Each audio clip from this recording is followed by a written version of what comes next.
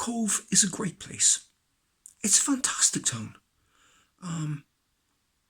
Nicest people you could meet anywhere. Jack Doyle was from Cobh, and Jack Doyle was the most famous Irishman in the world in his zeitgeist.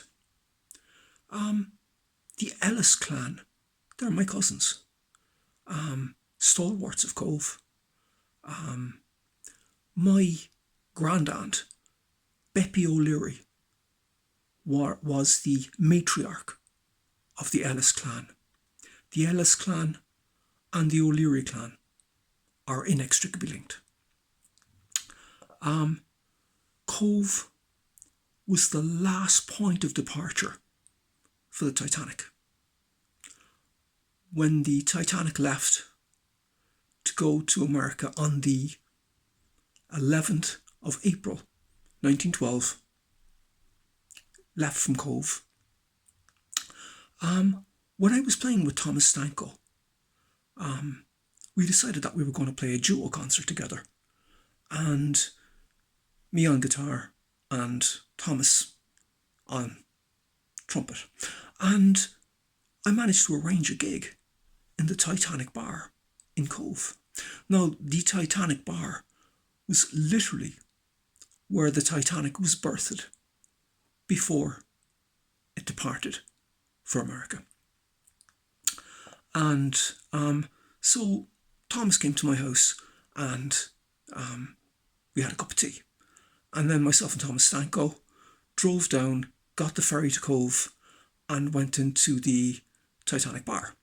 And it was full with customers, Epicureans having a little lunch, and people imbibing. Congenial atmosphere. And basically, myself and Thomas played 2 sets. The first set we played was the music that we were going to be playing the next night with Billy Hart. And the music that would penultimately end up with myself, Tomasz Stanko and Billy Hart on the album Levitation. So we basically played that music, and we had the dots, and we just ran the set down, and then had a little coffee, had a break, had a chat, and I became very friendly there and then with Tomasz Stanko, very avuncular chap, and we became friends. And then we went up to do the second set. Now, the second set I would call the Titanic Murals. Basically, it was kind of an ambient piece. I kind of created ambient textures and like oblique micro melodies that I was playing. And then Thomas would kind of immerse himself into that kind of background, into the template.